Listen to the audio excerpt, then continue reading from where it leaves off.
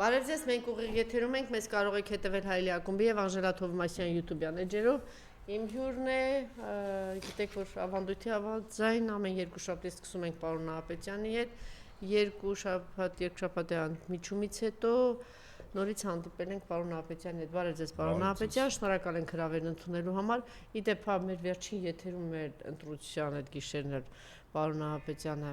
Այստեղ էր միասին փորձում էինք ամփոփել, թե ինչ իրավիճակ էր ձեր գնալուց հետո, այդ ազգակործանը եթեր մտավ, ընդհանրապես 10%-ի հաշվարկ էր եղել եւ 10 չէր։ Ավելի քիչ։ 10- եմ ես։ Եվ ինքը ազդարարում էր արդեն իր բանը, ինչ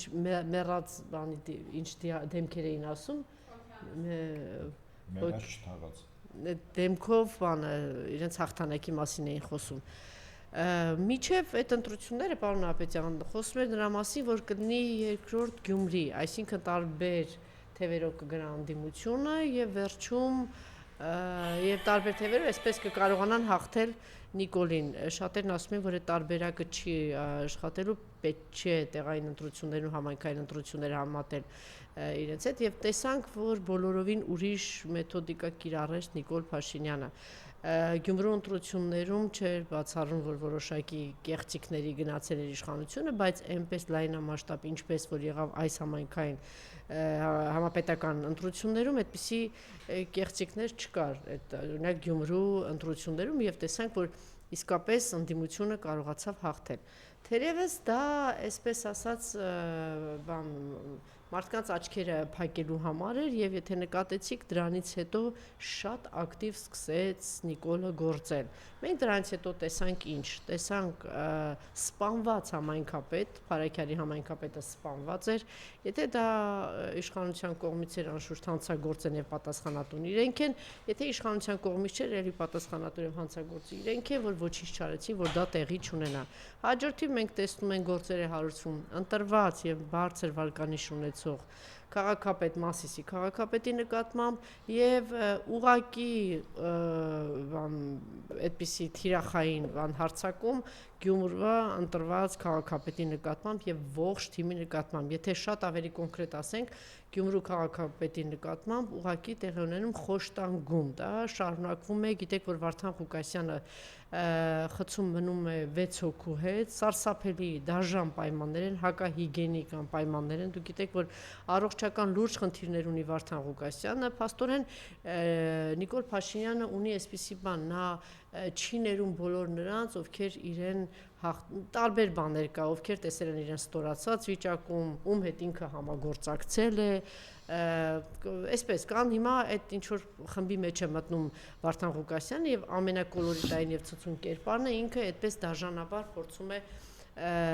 խոշտանգել եւ պատժել Վարդան Ղուկասյանին։ Դրանից հետո այսպես հյուրերիցս մեկը ասեց, որ ոչ թե ինքը վերջին 1 ամսում սկսեց գործել, այլ ինքը արդեն հենց այդ ընտրությունից հետո սկսել էր շատ ակտիվ գործել եւ իրականում կեղծիքները սկսել էր հենց այդ շրջանում։ Հետո արդեն հայտ ներկայացրեցին ընդդիմադիր ուժերը, հատկապես 3 ուժ, ցավոք սրտի Սամվել Կարապետյանի խորհրդականները սխալությամբ տարան, որովհետև այդ ժամանակ ասում էին Իվանիշվիլի երկրորդ տարբերակը կարող է լինել եւ բոլորը միավորվեին, ինքը դառնար այն լիդերն ու առաջնորդը, որ բոլորին միավորեր, ես կարծում եմ այդպիսի իրական ընդդիմադիր ուժ եւ անց չէր լինի, որ չմիավորվեր, ցավոք սրտի այդտեղ սխալվեց Սամվել Կարապետյանը եւ առանձին գնացին եւ թիրախավորեց 3 ուժերին տարբեր կերպով Նիկոլ Փաշինյանը, գիտեք որ 700-ից ավել ձերբակալվածներ, շտաբի ղեկավարներ եւ ամբողջ այդ համակարգը ինքը փորձեց փլուզեց դա մեր առաջին խոշոր հարվածներ, դրանից առաջ ինչպես ասեցի ընտրված համայնքապետերի նկատմամբ այս խոշտանգումներն ու հետապնդումները ինքը սկսեց ձերբակալությունները եւ դրան զուգահեռ կեղծիքների մի քանի խոշոր փաթեթ էր մշակված Նիկոլի կողմից եւ Նիկոլի տերերի կողմից, դրան կողքին նաեւ կար ահռելի մեծ ընտրակաշարք։ Ինքը, այսինքն բացարձակ, ինչպես ասեցի, փակեց մարդկանց աչքերը Գյումրու ընտրություններով, ռոմանտիզմի գիրք ընկան մեր ընդդիմադիր առաջնորդները եւ ընդդիմությունը մտածելով որ կարող է իսկապես արդար հիմա այստեղ Նահարա Զորաբյանը նստած էր ինքն քչերից էր որ ասում էր ոչ մի գնով Նիկոլ Փաշինյանը թույլ չի տալու եթե անգամ 100% հավաքի 101 ես ասել եմ միշտ 101% եթե հավաքի իրականում այդպես էլ տեղի ունեցավ Նիկոլ Փաշինյանը պարտվեց բայց ինքը թույլ չտվեց որ ընդդիմությունը հաղթի, որտեղ ինչպես ասեցի, մի քանի ուղղություններով այսպես կարողացավ աշխատել։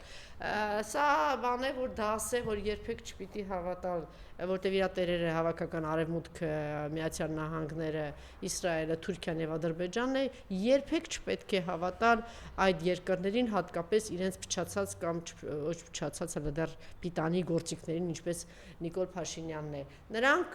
միշտ ունեն անակնկալներ, իսկ այդ անակնկալները հակահայկական են, հակապետական են եւ կործանարար։ Մենք ունեցանք այսպիսի պատկեր։ Հիմա արդեն սահմանադրական դատարանում են ինքը շատ ավելի կենտրոնացել է Գագիկ Ծառուկյանի վրա, գիտեք, որ անգամ Մեդվեդևը խոսեց դրա մասին, մի քանի պատճառներ կա, որովհետեւ իսկապես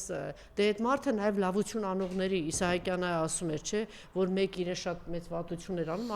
Ավետիք Իսահակյանի խոսքին ասում էր, ախր ես այս մարդուն լավություն չեմ արել։ Գագիկ Ծառուկյանը շատ է արել եւ իր անդիմադիր եղած, իր խմբագիր եղած ժամանակ կարծեմ բավականին մեծ աջակցություն եւ համագործակցություն է եղել թաքուն թե բացահայտ չգիտեմ, բայց հաստատ այդպիսի բան եղել է, իհարկե մի քիչ բան փուլերել են ունեցել, բան նենց վատ հարաբերություններ, այդպիսի ինչ որ փուլեր են ունեցել, բայց մոռանալ եւ ուրանալ այն, որ եթե Գագիկ Ծառուկյանը չհայտարարել եւ այդ թիմի անդամները խորհրդարանում չընտրեին, ինքը վարչապետ չէր ընտրվելու, ինքը ուներ մի ճանապարհ տերոր եւ մարդկանց սպանել, մենակ այդ ճանապարհով կարող էր դառնալ վարչապետ։ Դրանից հետո ընտրեց, որոշակի համագործակցություն եղավ, բայց այս մարդը գիտի թե բոլոր իր ստրուկներն ու ծառաներն են։ Իրան թվում է, եթե հնարավորություն տվե, որ Գագիկ Ծառուկյանը օրինակ նորմալ հանգիստ իր բիզնեսը ծավալի, ուրեմն ինքը մեծ բարեգորբան է, լավություն է արել, էլի, ղաջա, դու դե վերընկած չես, որ մենակ մարդկանց նկատմամբ տերոր անես եւ խլես, եւ հիմա ինքը համարում է, որ քանի որ երևի տենց բանը խավորությամբ Խաչատուր Սուքեսյանի Գագիկ Ծառուկյանը բիզնեսը տենց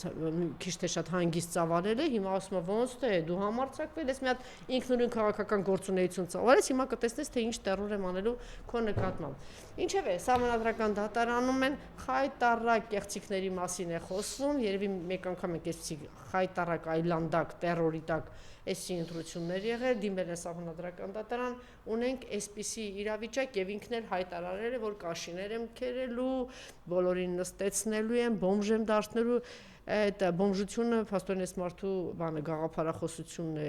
բանի հոգեկերտվածքի մեջ մտածել, որովհետեւ բոլոր արարող եւ ստեղծող կայացած մարդկանց հետ կապված ինքը սովորաբար վերջում գալիս հանգում է դրան, որ քանի դեռ ձեռքին ինչ գործիքակազմ կա, պետք է դա բանեցնի։ Խնդրեմ, ինչ ունեցանք, ինչ եղավ ասեմ այսպես, ինչ խնդիր դրվել է Փաշինյանի առաջ, ինքն էլ իր ենթականները այդ խնդիրը լուծվել է այսօր։ Մասնավորապես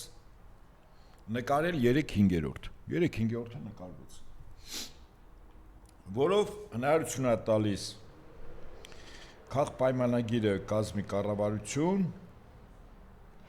ընդունի կամ փոփոխի սահմանադրական օրենքներ, ինչպես նաև ընտրի մի շարք կարևոր պաշտոնատար անձանց եւ անկախ մարմինների անդամների, այսպես սահմանադրական դատանի դատավորներ, մարդու իրավունքների պաշտպան, բարձրագույն դատական խորհուրդ, գլխավոր դատախազ, հեռուստատեսության ռադիոյի հանձնաժողով, կենտրոնական ընտրական հանձնաժողով։ Այս 3/5-ը տալիս են, 3/5-ը ինքը լուծել է։ Հիմա նկարչության մասին։ Ես ունեմ իմ վերլուծությունը, եւ որը ասում է հետեւյալը. ես իդեպ Հայաստանի Հանրապետության 3 միլիոն վարչապետներից մեկն եմ, եւ ես անմեղության կանխավարկած մի կողմ դնում, ինչպես մյուս վարչապետը, որի անունը Փաշինյան Նիկոլա, որը ասում էր, որ նախորոք, վաղորոք, առանց դատարանի որոշմամբ, առանց քննչական մարմինների որակումներ էր տալիս, ես հիմա թվերի լեզվով կխոսեմ եւ ինձ իրավունք կվերապահեմ, որ այն ինչի մասին ես հիմա բարձրաձայնելու եմ, դա ձեռնտու էր միայն իշխող ուժին եւ ոչ ընդդիմությանը եւ այսպես։ Ուրեմն անճշտությունների գումարային չափը Թեխի անճշտությունները չգիտեմ, ում էր ձեռք տալիս իշխող ուժին, ես այդպես եմ գնահատում 1509 0.1% մասնակիցների։ Անվավեր քվեաթերթիկների թիվը աստղերին է հասել 17097, հետո 850 մի վարքյան 859-ով պակասել է, դարձել է 16138։ Օրինակ գիտեք, որը կարող է անվավեր լիներ։ Իդեպ ընդդիմադիր դաշինքներից ներկայացնող փաստաբանները հարց են տալիս կենտրոնական ընտրականին, ասում են այդ անվավերը օրինակ որ ունեք թե որքանն է ծալած, քանի հատնա ծալածով անվարում է, չէ մենք չունենք վիճակագրություն եւ դրա կարիքը չի եղել։ Օրինակ ես կարամ ասեմ, որ այդ 16138-ից 16000-ը հենց տեսել են ընդդիմությանը, ասես ծալել են ու վերջ։ Ուրեմն ոչ մի նշում, ոչ մի բան։ Երբևէ չգիտեմ, այսպեսի բան եղել է մեր պատմության մեջ։ Ոչ չի եղել։ 17000, հա։ Ոչ չի եղել։ Չի եղել 5000 է եղել նախորդում 2021-ին 5000։ Ես իրավունք ունեմ ասելու, որ անվավեր քվեաթերթիկների թիվը, որը այս պահին 16138-ը ձեռք է տալիս միայն իշխանությանը, իշխող խմբակցությանը, որը 1.15% է մասնակիցների, անցնում ենք առաջ։ Ուրեմն քաղաքացիների անձնագրերը նույնականացնող սարքերը չեն ճանաչել վավերացման կամ նույնականացման փուլում 80000 քաղաքացու անձնագիր չեն ճանաչել։ Այսինքն դեռ հարց է, այնտեղ երբ որ մեկը գնում է ու չի ճանաչում, այդ ինքն է, իր անձնագիրն է, իր ազգանոկա թե չկա։ Դե չեն ճանաչել, բայց ասել են մի հատ թղթով ստուգեն բան, այսպես շարունակ ասել են, հա դու ես, Պողոս դու ես։ Եվ Պողոսը քվեարկելու դուրս եկել։ Ես իրավունք ունեմ գնահատելու, որ այդ 80000-ը գնացել է իշխող խմբակցությանը։ Ումա ձեռք տալիս։ Հայերեն ասած կամու վիգտնը։ Միայն իշխող 80000 թիվա, չէ, կազմում է 5.4%։ Հիմա գնում ենք առաջ։ Գոյություն ունի շուրջ 17000 գաղտնի չհրապարակվող, չվերահսկվող ցուցակների ընտրողներ։ Այս կարող է ընդդիմության ընտրողներն են։ Հաստատ չէ։ 17000, որը կազմում է 1.15%-ը նորից ընտրության մասնակիցների։ Հիմա եւ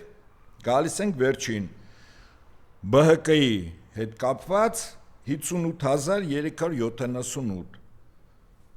Փաստորեն ԲՀԿ-ն անցնում է, այնտեղ ինչ որ մի 60 ձայն, հետո բարձում է ինչ որ տեղեր վերահաշվարկներ, այդ 60-143-ը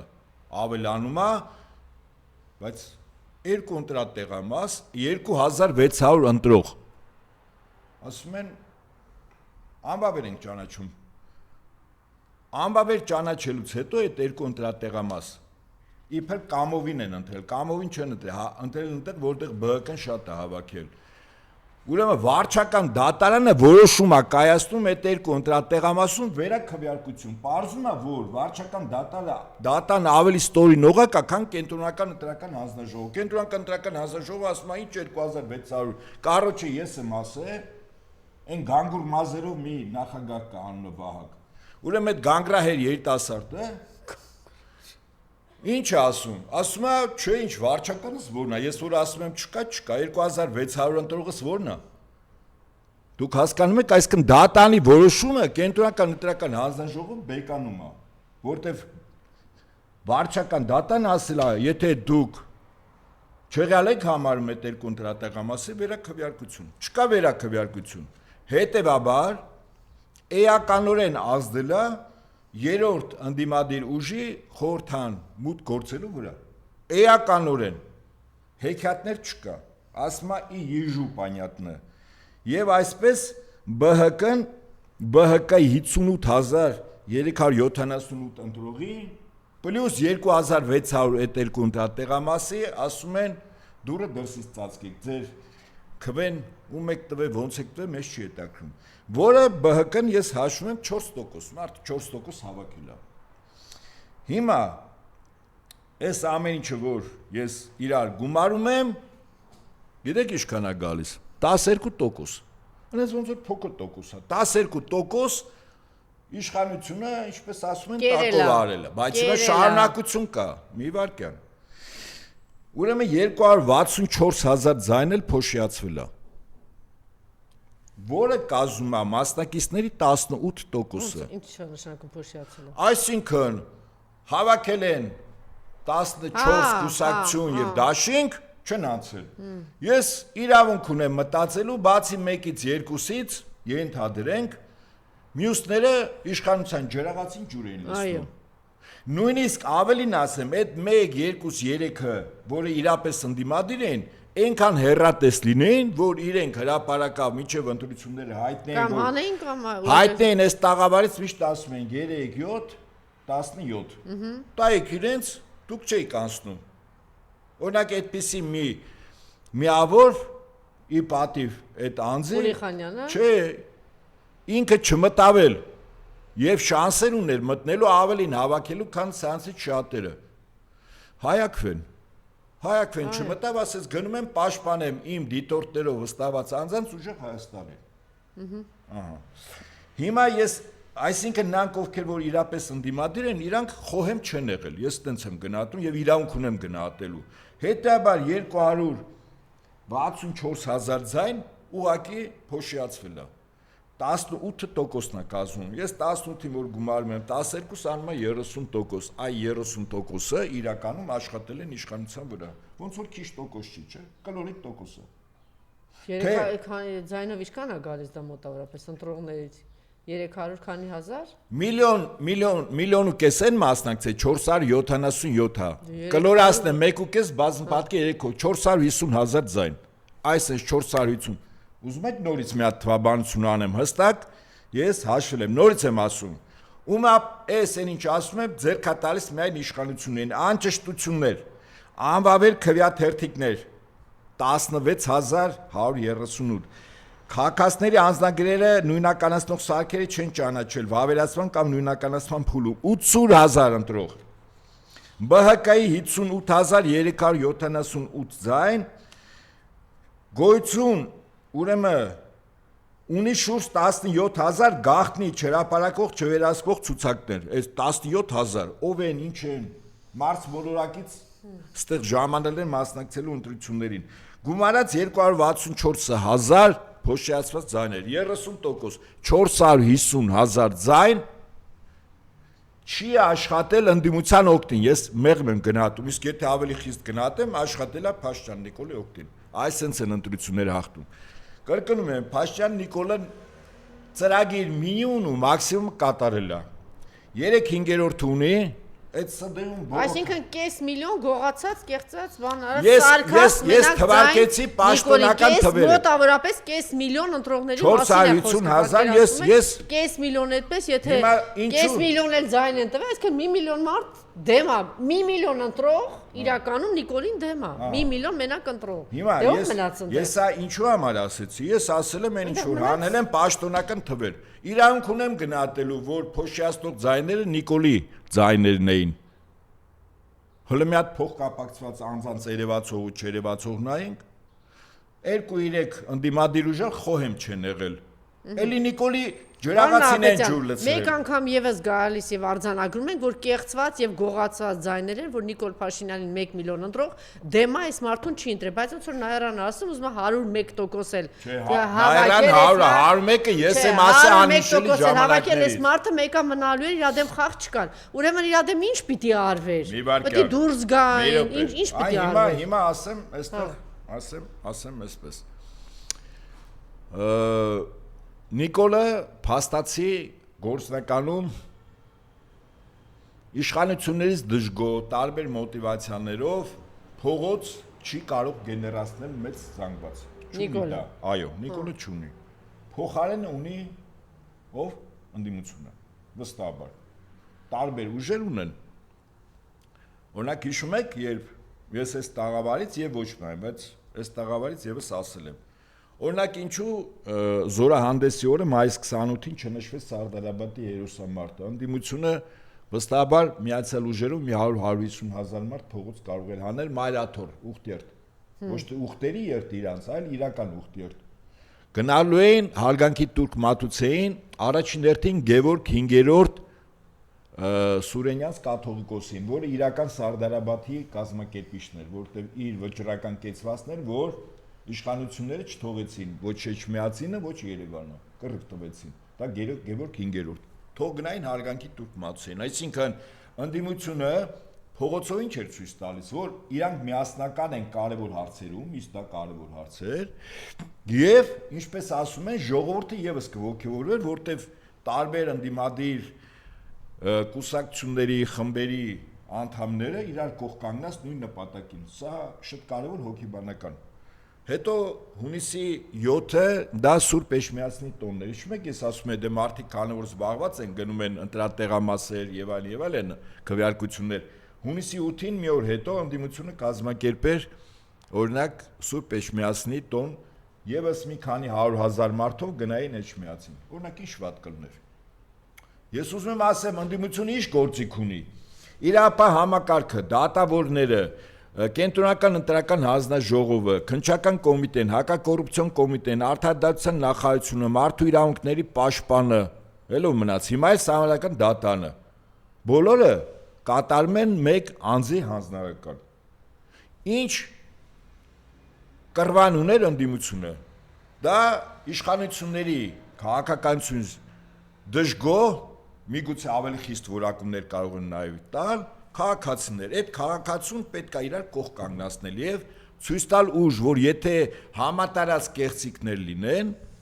ապա մենք կես միլիոն մարդ փողոց կան, ոչ թե 50,000։ Մի վարքյան։ Չէ, առանձին այն մեկը մի 50,000 հավաքես, մյուսը միտինգին 10,000, այն մյուսը միտինգին 15,000։ Չէ, հիմա ասենք մի հատ պահի կարող են խելք ունենալ միասին ընտրության գիշերը դուրս գալ։ Չեխի գիշերը։ Բա երբ։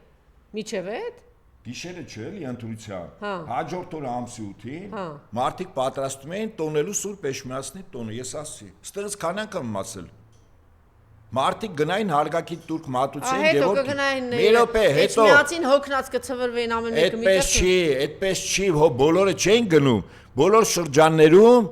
մեր եկեղեցու հավատավոր եւ նվիրազավակները գնում են իրենց եկեղեցիները, հարգանքի турքը պարտադիր չի որ մայրաթոր գնաս։ Այսքան ժողովուրդը լավ լիցքով դուրս էր գալիս փողոց։ Հիմա մեր ընդդիմությունը մի վարքյան, միտքս ավարտեմ։ Իմ ասած միակ գործիքը, ես չեմ ասում որ արդյունք կտար, Անժելա։ Ես ասում եմ միակ գործիքը, որը իշխանությունը չունի, ընդդիմությունը ունի։ Դա այն քաղաքացին է, որը չի ուզում որ Նիկոլը վերարտադրվի։ Այդ քաղաքացիների, քաղաքական, հասարակական ուժերի կոնսոլիդացիա էր պետք։ Չստացվեց, ես էլ եմ համաձայն եղել, որ մեկ անձով, մեկ ճակատով գնալ, չստացվեց։ Բայց գոնե քո ուժի ցուցադրությունը հավաքական առումով ինչ որ ձեւով 1 մայիս 28-ին ասել եմ, չէ, քանի անգամ էս տաղավարից եւ ոչ միայն էս։ Ասել եմ պետքա կեցված դրսևորել։ Դե իշխան Սաղաթելյանը չառաջարկեց, ասեց եկեք մի հատ այդպիսի հանրահավաք բան։ Հիմա դա պետք է առաջատար ուժի լիդերը գիտակցել կամ իրան խելոք սեղանի տակ իր խորհրդականները։ Ես քաղաքական գործիչ չեմ, ոչ էլ որևէ ուժի։ Առաջարկը արեցին, չէ՞, ասեցին եկեք մի հատ միասնական եղել այդ առաջարկը։ Չէ, խիչի արդյունքը։ Որովհետև գնում են մցրել են Սամվել Կարապետյանի ուղեղը, որ նախկինները թոչրել են դեբիլիզմից չեն ազատվում իրանք։ Այդ դեբիլիզմը միջև իրանք չհրաժարվեն։ Չէ, Նիկոլն է մեղավորը տեղ։ Սամվել Կարապետյան միջև այդ ապուշությունից չհրաժարվեն, որ այդ նախկինի իբր թե այդ նախկինի թեզը աշխատում է, միջև դրանից չհրաժարվեն, ոչ մի բան չի ստացվելու։ Հա, ով է մեղավոր։ Էս էլ որ Նիկոլը մեղավոր չի։ Գիտակցումը չունեն, որ մի կարող է չենք ասել։ Այս տաղավարից ինչքան ենք ասել, ընդդիմությունը մի գործիք ունի։ Այդ գործիքը ինքը օրը 24 ժամ պետք է աշխատացնի։ Հիմա մի դիտարկում ուղակի շատ մեղ որակումներով ու երանգով եմ տալիս։ Հիմա ընդդիմությունը տարբեր ուժեր ներկայացնում են, որ ատելության խոսք է եղել, մարդկանց են փակել, ձերբակալել մինչև ընտրությունները, կարևոր դերակատարում ունեցող անձերի եւ ընտրակաշառք է բաժանվել շուրջ 2 ամիս։ Տարբեր ձևերով, ճիշտ է։ Բաժանվել է, չէ՞, կարող ասեն չի բաժանվել։ Ես համաձայն եմ, որ այն հիմնավորումները, որ տրվել են, դա իսկապես բաժանվել է։ Հիմա հարց, մինչև ընտրությունները, ընդդիմությունը, այդ ընտրակաշառքները էական ազդեցություն են չի ունենալու։ Տարբեր պաշտոնների, աշխատանքի, վարկերի եւ այլն։ Հիմա հարց եմ տալիս։ Բայց այդ ընդդիմությունը մինչև ընտրությունը ինչու դա իր դրոշներից մեկ այդ Իշխան Սաղաթելյանը որ հավաք էր ասում, օրինակ դրոշներից մեկը մինչև ամսի 7-ը դիլներ այդ ընտրակաշառքը, չէ։ Մարդը բաժանում ընտրակաշառք Այդ ձևով Ռոբերտ Քոչարյանը ասեց, գումարը ասեց 1 միլիարդ դոլար, ասելա։ Բա 1 միլիարդ դոլար իշխանությունը մարդկանց փող է բաժանում, իբր չբռնվող տեսքով, ձևով, բանդիմությունը մի հատ միջև ընտրություն կեցված չի դրսևորում։ Կեցվածքը հայտարարություն չէ, կեցվածքը մենք ստեղ խոսում ենք հայտարարությունով։ Ասում ենք էլի։ Կեցվածքը երբ որ դու ուժ ես ցույց տալիս, չի արվել։ Ուրեմն մենք, ես նորից եմ ասում, մենք արձանագրենք հետևյալը։ Փաշտյան Նիկոլը պլան մինիմումն էլ է կատարել, պլան մաքսիմումն էլ, իր 3/5-ը գրպանում է, բայց 3/5-ը ձեռք չի տալիս ում։ Թուրքիային, ապրես, Ադրբեջանին եւ Արևմուտքին։ Ընդ որում Արևմուտքի հիմնականում եվրոպական մասին, որոնք այսօր հակառուսականության ճամբարում պատերազմում են Ուկրաինա գործիքով Ռուսաստանի դեմ։ Ձեռք չի տալիս։ Եթե Փաշինյան Նիկոլ իմանար, որ այդ 2/3-ով հավաքելով ինքը ամեն ինչ փոխելու է նոր սահմանություն ու մնալու է մինչև 2150 թիվը Հայաստանի վարչապետ, եթե Հայաստան պետությունը լինի, Նիկոլը հաստատ 2/3 կնկարեր, կասկած չունենանք, չէ, ես կոնկրետ թվերի մասին խոսեցի, բայց քանի որ այդ մարդը մտածում է, որ իր իշխանությունը պահելու համար ինքը պետք է ունենա լուֆտեր, մանևրելու դաշտ, օրինակ 2/3 չի հավաքում, հիմա Ալիևը փրփրած, ընդեղից Էրդողանը փրփրած, ասում եմ, բա սահմանություն, ասում եմ, հա փոխեմ, ո՞ց փոխեմ, չունեմ, ասում եմ, բա ձեր ընդդիմադիր դաշտում բաներ կան, են ինչ են ասում, Գեգամ Նազարյաններ կան, պատգամավորներից, ասում եմ, դուք եք ասում, չկան, Գեգամ Նազարյանը եզակի անհատականություններ, ինքը իրան խաղալու տեղ է թողել, անգամ հետ է հաշվել, ընդ որում քանի պատգամավոր, որը 2/3, որ ինքը տեսնել ճար, հնար չկա, որ ինչպես ասում են, անկյուն են քշել, Թուրքիան էլ, Ադրբեջանը ասում են, եթե չես անում պատերազմ, մենա Ալիևը զորքերը բերել է։ Այդ մեկը չեղավ, ոչ Թուրքիան, ոչ էլ Ադրբեջանը իր հարիվները չեն։ Այդ ձեզ թվում ատեղ ինքը տեսնած խելոք, սենց բան անում։ Ես փաստ եմ ասում։ Կեղծում անում, իրանք իր հարիվներն դե Էրդողանին ասի, մոտս չստացվեց, հա, որ 5 հոգի տանեմ կամ 6 հոգի տանեմ։ Լավ, մի վարքան, Անժելա։ Ես չեմ ասում, որ չկան այդ 6 հոգին, 6-ը նախ 5 չի։ 64-ը պետք լինի 70, չէ, որ հանում են 6 հալում։ Ինքը իր համար անվտանգության բարձիկ է սարքել, ժամանակ շահելու, խաղացնելու, պարզ եմ ասում։ Ինքը այդքան բանը հասկանում է, այդքան բանը եթե չհասկանալ, կողքից մասնագետներ կան հուշում է, իսկ ինքը հաստատ հասկանում է, որտեվ այս գործերի մեջ ինքը ինչպես ասում են հին աղվես է։ Նոյի թվից։ Հիմա ինքը իր 6 ձայնը թե երբ կբերի, երբ որ իրան անկյուն քշեն, որ տեստի այլ ընտրանք չունի, նոր այդ 6 ձայնը, ինչպես ասում են, քամոզի խնդրի կբացատրի 6 հոգու, որ տանի լինի 70, որ նոր սահմանություն։ Իսկ մինչեւ իրան պետք չի ոչ 2/3, ոչ նոր սահմանություն, որտեվ դա իր համար լրջագույն ռիսկեր է պարունակում Ռուսաստանից եւ Իրանի Իսլամական Հանրապետություն, չեմ ասում Հայաստանից ու հայ ժողովրդից։ Ասում եմ, որ երկրները, ինչու, որտեվ այդ նույն սահմանության մեջ, օրինակ, Հայաստանը կարող է լինի չեզոք պետություն, այդ նշանակում է, որ Հայաստանում 102 ռազմաբազա, հավաքական անվտանգության պայմանագրի կազմակերպություն թաթիկով են անում, ԵԱՏՄ եւ այլն, եւ ավտոմատ կերպով, հենց ավտոմատ հապկն է, որտեղ վերպետական ռազմաքաղաքական կառույցի անդամ իրավունք չունես լինել։ Ցեղասպանություն եւ Արցախի հարց փակվում է վերջնականապես, այն որ ինքը ասում էր Ղարաբաղյան շարժում, բան էլ ոչ իբա չի ասելու, նոր սահմանություն թեման փակվեց։ Դուսյո։ Քրեորեն պատժելի մի քանի հոդվածներ կդնեն, ով որ այդ գործով ինչ որ քարոզություն զբաղվի, կփակեն ու վերջ։ Հիմա ինքը իր լուֆտը սարքել է, 6 падգամավոր է իր լուֆտը, թեև կարա 7 լներ, չէ՞, ընդհանրապես 63 դիլներ, բայց դե հիմա Ռուսաստանի Դաշնությունը շարունակում է չճանաչել, ինքը ամբողջ մեր քաղաքական համակարգը հարմարեցնում է։ Մեդվեդևն էլ երեք բանի Ծառուկյանի մասին ասել, կոնկրետ անվանական ասել, ինչու, որտեվ սա ճչացող է, Ծառուկյանի դեպքը ճչացող է։ Ծառուկյանի այս 4%-ը իրականում խախտելու էր լրիվ բանը, այն ծրագիրը եւ այն պլանավորումը ճանապարհային քարտեզը, որ Նիկոլ անել է։ Ինչու, որտեվ 5 հոգի հանել 5-ա, չէ, եթե չեմ սխալվում։ Այսինքն 11 Գեգամ Նազարյանը, չգիտեմ Նայրա Զորաբյանը միգուցե ասի 30-ն էլ կարող է, ես 6 ավելի հեշտ է գտնել, քան 11-ը, բարձ եմ ասում։ Ուրեմն,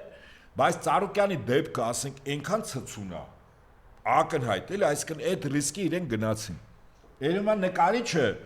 ունի միջին կամ թերի միջնակարգ, բարձրագույն չունի։ Մուկուչյանը բարձրագույն ուներ, սա չունի։ Սա ընդհանրապես վատ հոդվածագիր է եղել եւ ամեն հոդված գրելուց են, երբ որ շեֆը նայել է, մի հատ քթին կերել է, փնթի գրելու համար։ Խոսելուց էլ է երևում, այն խեղճ փաստաբաները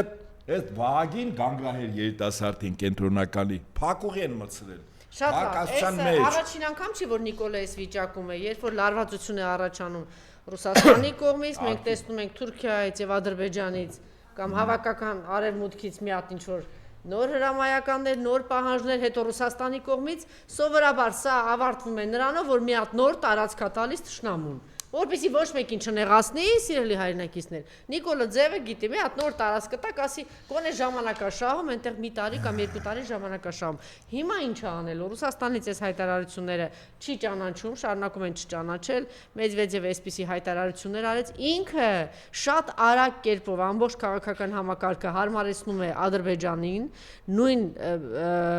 ձևի մեջ աշխատելով, այն է ավտորիտար բռնապետական այս բանը ու հարցը առաջանում, այդ ինչի պետք է Ես վստահ եմ, որ արևմուտքն ասում է, չհասկացանք, ոնց որ դուք ոչ մի բանով էլ այս տարածաշրջանում ասում են դեմոկրատիա, չգիտեմ խոսքի ազատություն, բան Հայաստանը, չգիտեմ ինչերով առաջ ա եղել 90-ականներին, հետո իհարկե ասում են Վրաստանը առաջ անցավ։ Ոնց որ թե ոչ մի բանով ադրբեջանցիներից լավը չեք, իրանք են ձեզ հաղթել, իրանք ձեզանից լավն են։ Այսինքն այս համակարգը մյուս կողմից ամբողջությամբ մտցնում է Թուրքիայի տակ, քլաչը ձեզ այ այստեղ միջակել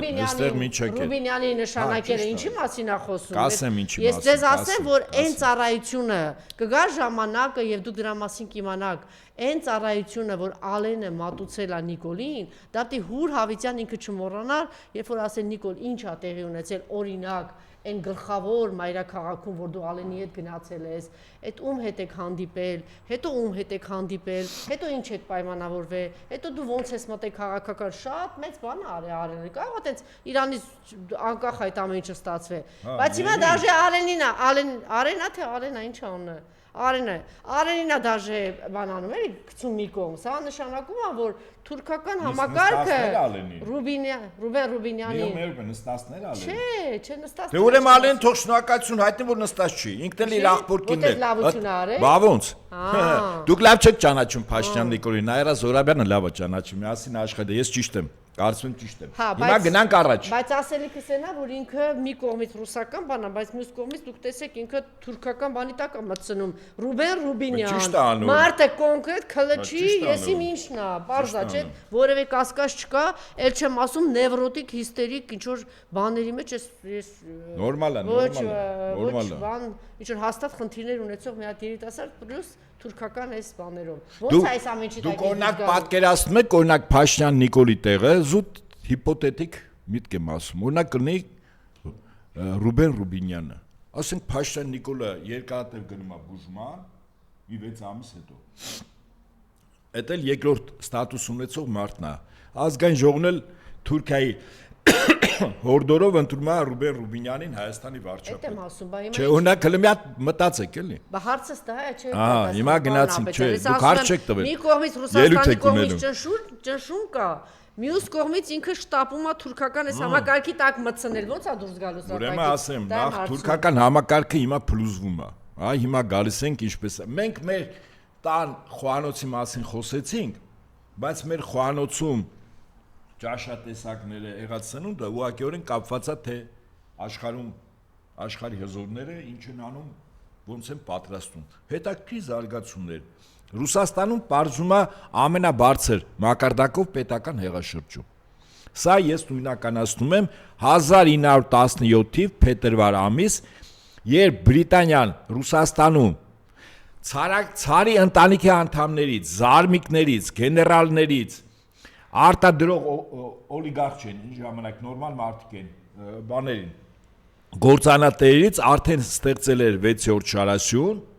որոնք պատրաստ էին ցարին գցել, բայց բեմականացումը չկար, բեմականացումը 5-րդ շարասյունը ժողովուրդը չէ պետք է անի, որ ցարը հրաժարական տա։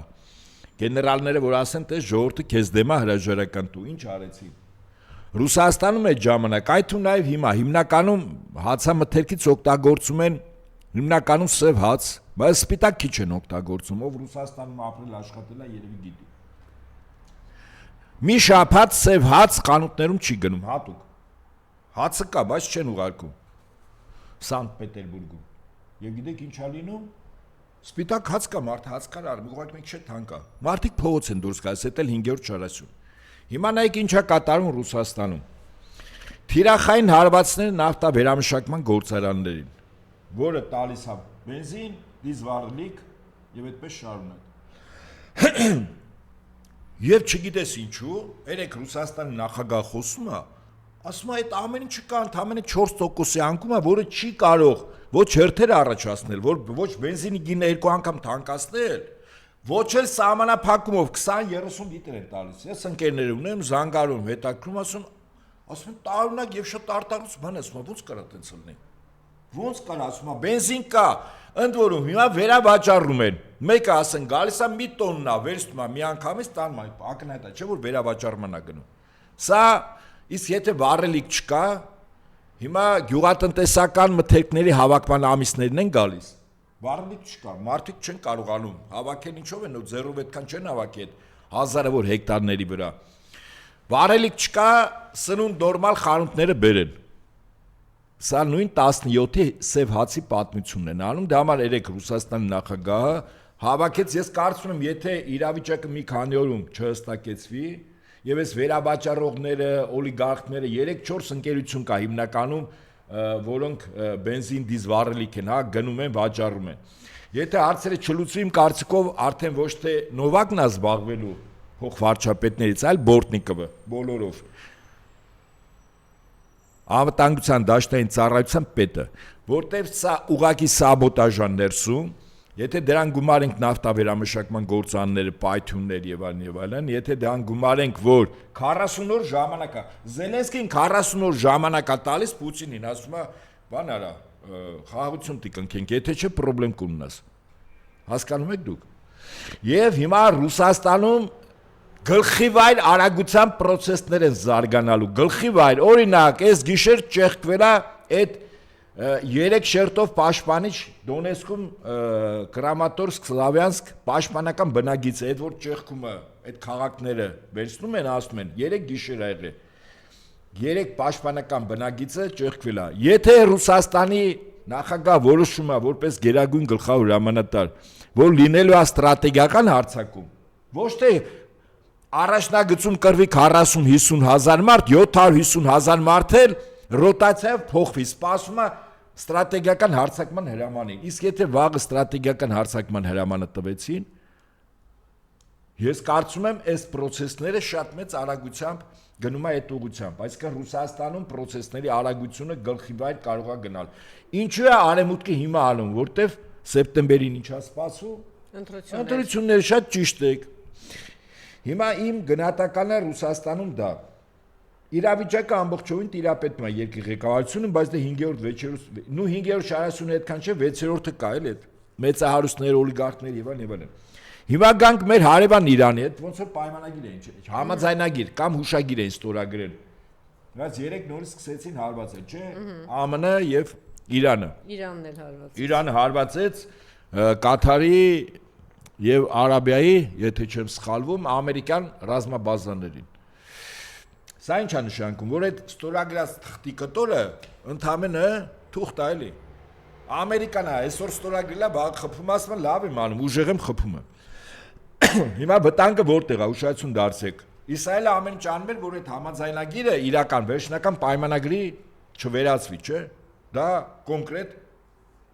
Իսրայելի խնդիրն էր։ Հիմա շատ հետաքրքիր process է գնում։ Այս տարվա մարտ ամսից Թուրքիա Իսրայել հարաբերությունները կտրուկ, շատ կտրուկ վատթարացել է։ Ուղղակի դրա մասին ես շատ կցանկանայի, որ մասնագետները խոսեին։ Ու ցավոք սրտի չեն խոսում։ Օրինակ հիմա նայեք, որտեղ է հակասությունները։ Ինչու եմ ասում մարտ ամսից, մարտի 2-ից։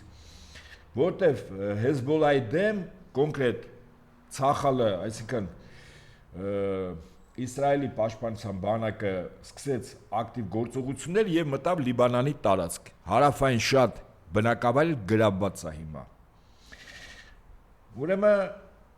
մեկ Լիբանանը, Շայրի Բախում, Թուրքիա, Իսրայել, Սիրիան, Դամասկոս, Սիրիայում Իսրայելն է օգնում։ Իր բանակում միակ ազգությունը, որը իրավունք ունի ծառայել, դրուզներն են։ Դրուզները Սիրիայում մեկ մարզում կան։ Հիմա Իսրայելը զինում է դրուզներին, ասում է պետք լինի ավտոնոմիա, պետք լինի, եթե ավտոնոմիա չեք ուզում, պետություն կստեղծենք։ Դրան գումարած քրդերին։ Այսինքն Սիրիայի պահով, իսկ Թուրքիան Իսրայելին պետք է թույլ Սիրիա, որտեղ ինքը առավելագույն իր գործիքակազմով կառավարի, իսկ Թուրքիային պետք է ուժեղ իր կողմից դրած վարչակազմ եւ ուժեղ Սիրիա։ Հաջորդ բախման կետը Թուրքիայում քրդական գործունը։ Սիրիան ամեն ինչ անում է, որպեսզի Թուրքիայում քրդական գործունը իր ազդեցության ներքո լինի եւ կառավարել լինի։ Չորրորդը Գազայի հատվածի Համասը, այսինքն պաղեստինցիները, որտեղ Թուրքիան ամեն ինչ անում է, որ զինի, դա իր եւ Բրիտանիայի կողմից ստեղծված կառույց էր։ Միջանկյալ անցավ Իրանի հսկողության տակ, հիմա Թուրքիան բավականին ակտիվացել է։ Հիմա այս, ինչպես ասում են, իրողությունների ֆոնի վրա այս տարվա մարտի 2-ից սրվել է Իսրայելի եւ Թուրքիայի հարաբերությունները։ Այն աշճան,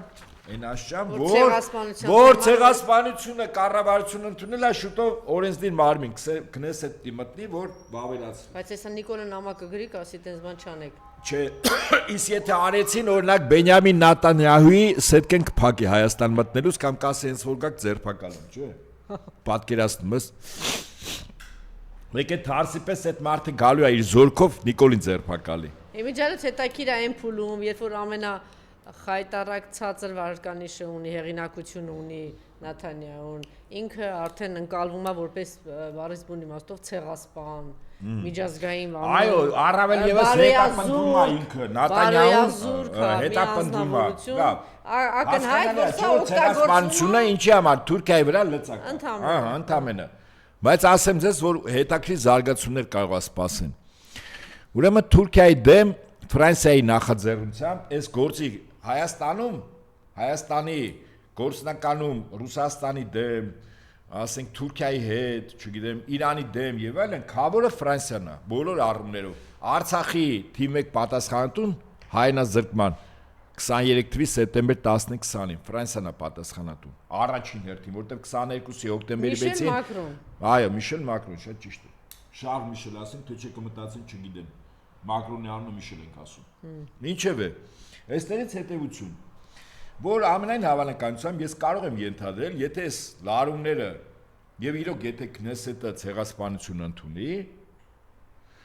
ապա սա ինչա նշանակում։ Սա նշանակում է, որ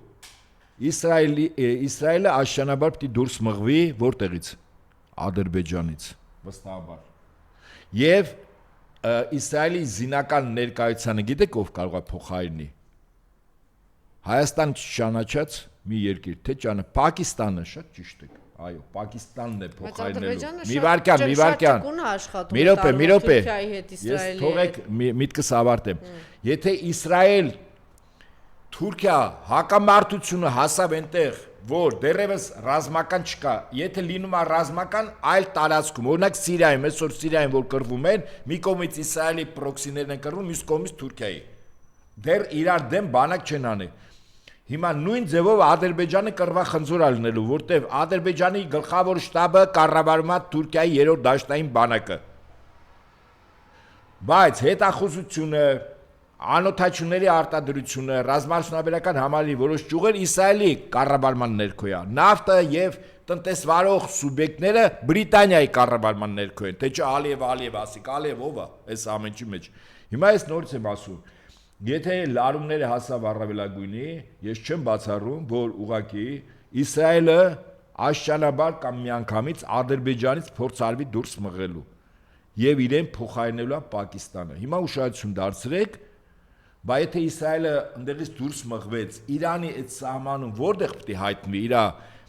Գաղտալսող սարքերը, հետախուզական կառույցները եւ այլն, որտեղ է գալու Իսրայելը, եթե Ադրբեջանից դուրս է մղվում։ Հայաստան, հա։ Շատ ճիշտ եք, Հայաստան իհարկե։ Բահոպարը, Ավելին մի վարքյան, Հայաստան է գալու Իսրայելը։ Ավելին ասեմ Նախ ձեզ։ պարոն Ապետյան, սա առաջին անգամ չի, որ sense լարվածություն ա եղել Թուրքիայով Իսրայել եւ տեսել ենք, որ վերջնահաշվով վերջին 2 տասնամյակում այդ լարվածությունը շարունակվում է, այլ չեմ ասում Գազայի հետ կապված ինչ ծայրահեղման հայտարարել, բայց առաջին անգամ չի, որ դրանով իրանք փորձում են վախեցնել Էրդողանին, որ հեսա բան։ Եսի միտք ավարտել։ Չէ, ոչ թե համաձայն չեմ, ասեմ սա բանը կրկնվում է, էլի։ Մի րոպե Ֆրանսիան դուք գիտեք Իսրայելի հետ նոր հակաթուրքական դաշինք ռազմական ստեղծել, որ մենք շուտով Հայաստանն է հայտնվելու։ Հիմա ասեմ, ովքեր են այդ դաշինքի մեջ՝ Հունաստան, Կիպրոս, Ֆրանսիա, Իսրայել, Հայաստան։ Խավորությունը զենքի առումով գիտեք ով անելու։ Մեր թիվ 1 ռազմատեխնիկական համագործակցություն իրականացնող պետությունը։ Հնդկաստանը։ Բան եմ ասում ձեզ, Թուրքիայի դեմ հակաթուրքական բլոկ է ստեղծում, որտեղ Հայաստանը գործիք է։ Ես այս իմ վերլուծությունը պատմական անցյալով երբ որ տանում եմ 1916-1921 թիվ Կիլիկայի Հայաստան։ Ֆրանսիայի պրոտեկտորատի տակ 400,000 հայ էին ապրում։ 21 թվին Ֆրանսիան հայերին խուրդեց Թուրքիային, 400,000-ից 100,000-ը սրիկ հաշվեցին։ Այս այդ վտանգն եմ տեսնում։ Ես մեծ վտանգ եմ տեսնում, որ Թուրքիայի եւ Ադրբեջանի հետ Իսրայելի եւ Ամերիկայի, նորից եմ Իսրայելի եւ Ամերիկայի հորդորով, պնդմամբ, ճնշումով Հայաստանը հարաբերությունները աշճարաբար վատացնելու է, որպեսզի հայտնվի Հայաստանը հակաթուրքական բլոկում։ Թուրքիան ՆԱՏՕ-ի երկիր է եւ Իսրայելը դա մեծ հաշվով նշանակում է Միացյալ Նահանգներ, հետո Միացյալ Նահանգները այդ հարցերը շահերի բախում կա։ Լարված բամփուլերում այդ հարցերը Իսրայելը այնքան ուժեղ գտնվեց, որ Տրամպի կնքած Իրանի հետ հուշագիրը գցեց աղբաման, ընդամենը օր ու կես է տևել։ Հետո գնում է այնտեղ խնդրում աղաչում։ Լավ անում, բայց հետո իր արդյունքին հասնում է։ Չէ, հիմա ինչ։ Արդյունքին հասավ օր ու կես Տրամպի ստորագրությունը դու պատկերացնում ես Տրամպի Վենսի ստորագրությունը երկիր մոլորակի վրա ով կարա արհամարի եւ վիժեսնի։ Գուցե դրանք մանիպուլյացիաներ են, այդ ամեն ինչը արվում է ներսի համար ընտրություններ են Տրամպը ասում է տեսեք ես կարողանում իսկ Իսրայելը իրեն էսպես է լավ ես կոնկրետ փաստերի վրա եմ խոսում ինչ որ ասում եմ մենք նաև էսպես վերնագրեցինք որ այս Պուտինը երեք շատ կարևոր բաներ ասեց հա ամփոփենք դրանով մասամբ խոսեցիք բայց մեկ անգամ եւս հա Պուտինը Ռուսաստանի դաշնությունը այս գիշեր ճեղքում արել այդ պաշտպանական 3 պաշտպանական բնագծերով ամենակարևոր Սլավյանսկ հրամանատարության գիծը դա ճեղքում է 1 երկրորդ Պուտինը 3 հաշվի առնելով արհեստական կերպով բենզինի դիզվառելիքի ստեղծման գործընթացը 3 հավաքել էր այդ գործով զբաղվող տնտեսվարող սուբյեկտներին եւ պետության այն ներկայացուցիչներին, որոնք պատասխանատու են Բանում ասեմ ձեզ, Ղրիմում քաղաքացիական անձիկ վառելիք չեն ստանում։ Վիճակը այդպիսին է։ Իսա 101%-ով արհեստական է սարքում։ Արհեստական սարքումը Ռուսաստանում ներքին դժգոհություն ընտրությունների նախաշեմին։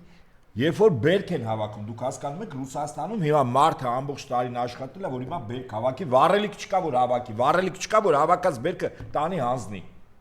Դու հասկանում եք դժգոհության չափը ուր է հասնելու։ Մարդիկ փողոց են լցվելու։ Ես դե համար եմ զուգահեռում 1917-ի մի շաբաթ սև հաշ չկար Պետերբուրգում։ 5-րդ շարաշուն սարքեցին, հանեցին փողոց, 6-ը կար։ Հիմա էլ Ռուսաստանում 6-ը կա։ Ուղղակի Նիկոլայ II-ը իր որակներով չափելի չի Ռուսաստանի նախագահի հետ։ Ռուսաստանի նախագահը հարց շատ խիստ կդնի, ինքը չի ուզում, ինքը շատ կոշտ մարդ է, շատ խիստ Քայլերի կողմնակից, բայց ինքը նաև ներքին հեղափոխություն է անում, չէ՞, հիմա ուրեմն այդ վաղուց են ցուցակում։ Ուրեմն իհարկե, ես հիշում եք որ ասում են պատերազմը Ռուսաստանին է պետք, որտեղ այնտեղ սարքում է Ռուսաստանի ապագա կառավարչական էլիտան։ Սա իրականություն, այո։ Իրականում ինքը քանի դեռ այդ էլիտան չուներ, ընդ որում ոչ միայն հայնասեր, որոնք նաև տիգային որոշակի գիտելիք կրթություն ստանային, այնպես չի որ բայց բավականին բալանսավորված, օրինակ Եզին Արասիայի հնգյակի մեջ Լավրովն է, Սաբյանինն Սաբյանինն է, է, եկած, մեկի, առաջին հնգյակում մի շտաբի պետ իրանց Ռուսաստանի հերոս եւ այլն։ Հիմա ինչ եմ ասում, այսինքն Ռուսաստան նախագահ էվոլյուցիոն ձևով է փոխում, ռևոլյուցիա չի անում։ Աշճանաբար այդ 5-րդ շարաշուն ազդեցության գործիքով եւ մեր հիմա այ որպեսի դա չստացվի, հիմա արևմուտքը որոշել է Ռուսաստանի ներսը պայթեցնել, որտեղ նա շատ լավ գիտի, որ այս Դումայի ընտրությունները եւ 2 տարի հետո 2030-ին 3 տարի հետո, չէ ինչ, երբ է նախագահական ընտրությունները Ռուսաստանում 28-29-ին 2 թե 3 տարի հետո արդեն այս բանակից պատերազմով անցած հայնիկի նվիրյալներ եւ այլն նոր էլիտա է ինքը ստեղծում, ոնց որ Ստալինը ստեղծեց 30-ականների սկզբին 30-35 տարեկան մարդկանց արդեն տալիս էր նախարարների, փոխնախարարների պաշտոններ Ստալինը հիմա նույն քաղաքականություն իրականացնում Ռուսաստան նախագահ չի ճանաչում դրա հետևանքները թե ինչ որ արևմուտքը ֆորս մաժորի մեջ է ինքը եթե հիմա հեղաշրջում չանի Ռուսաստանում Եվ Ռուսաստան Ուկրաինայի հարցը լուծումը դուք հասկանում եք ինչա տեղի ունենալու։ Առավելևս Լեհաստանը, որը Բրիտանիայի թիվ 1 գործիքն էր, այդ ամբողջ արևելյան Եվրոպայի երկրներում, Լեհաստանը ընդվզել է։ Լեհաստանը վաղ Ուկրաինայից ասելու է Լվովը հետ են բերում։ Իմն է եղել։ Ով ասում որ Լվովը քոնն է եղել, չհասկացա։ Եվ ոչ միայն Լվովը։ Դե Ռումինիան է ասել Ուկրաինայից ինչ եմ հետ բերելու։ Եվ վերջին հարցը Ռուսաստանը շարունակում է, այսինքն դեռ չեն ճանաչել այս ընտրությունները, հետևանքները, թե ինչ որ ոմանք ասում են Ես կարծում եմ Ռուսաստանի ղեկավարը այնուամենայնիվ լինելով զինվորական մարդ, բայց քաղաքականության մեջ ինքը փորձում է ոսկերչական ճշգրտությամբ որոշումներ կայացնել, ինքը սպասելու է համարադական դատարանի որոշմանը իրավական եւ դրանից հետո երբ որ ՍԴ-ն հիմնավորում է որ ընտրություններ այո եղել են խախտումներ, բայց որ էական ազդեցություն չունեցել եւ այլն, դրանից հետո մեծ հավանականություն կա, որ ճանաչի, որտեւ Ռուսաստանը, Իրանը, Չինաստանը այդ երկրների ղեկավարները չունեն մշակույթ աշխատել, ստեղծել ընդդիմադիր դաշտ օպոզիցիա։ Իրանք միշտ աշխատում են պետությունների ղեկավարներ, նույնիսկ եթե իրանք սրտովը չի շատ վատն են, բայց ասում են աշխատում ենք իշխանությունների հետ, աշխատելու են, ինչ են։ Այսինքն ինչ ասելու են չենք աշխատում հարաբերությունները խզելու ենք, ինչ են ասելու։ Իրենք սպասում են, ես վստահաբար եմ ասում, ՍԴ-ն ինչ որոշում կա, այսինքն վերջին ացիանն է, վերջին ացիանը որոշումը կայացեց, իհարկե հարաբերությունների ջերմություն եւ այլն չի լինի, հայրը այստեղ այնտեղ Հայաստանի քաղաքացի խնդիրներ են ունենալու, սա չերևացող աշխատանքն է, բայց երևացող միջպետական հարաբերությունները գնալու են, չեն կարող չգնալ։ Ես դրա համար եմ ասում, Փաշինյան Նիկոլը իր եւ պլան A-ն արել եւ պլան B-ն արել։ Եվ ընդդիմությունը իմ կարծիքով չուներ մոտիվացիա այնքան իշխանությունը վերցնելու, որքան Նիկոլը իշխանությունը պահելու, քանիցս ասել ենք էս։ Մոտիվացիան ամենակարևորն է մարդու կեցվածքը։ Այն որ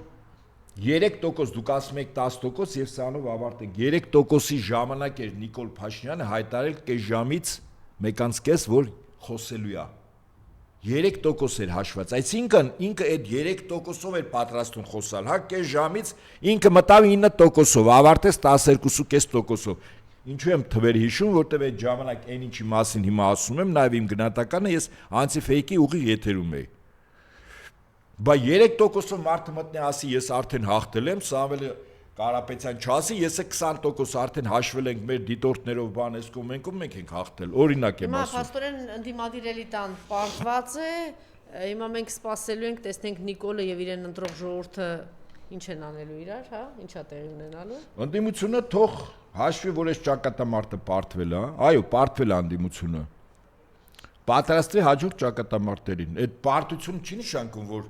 բան մենք այլևս ստեղ չենք կլնելու, այս մեր երկիրը չի եւ այլն։ Թող ավելի խորագետ լինեն, ինչքան խորհուրդներ ենք։ Ճիշտ է, մի քիչ վիրավորական բանով լրատվամիջոցների ղեկավարներին Սամվել Կարապետյանը ասում էր, չկանչեք ձեր մոտ, որ մեզ հերրակա խորհուրդ մորուտ չտան, չհասկացա։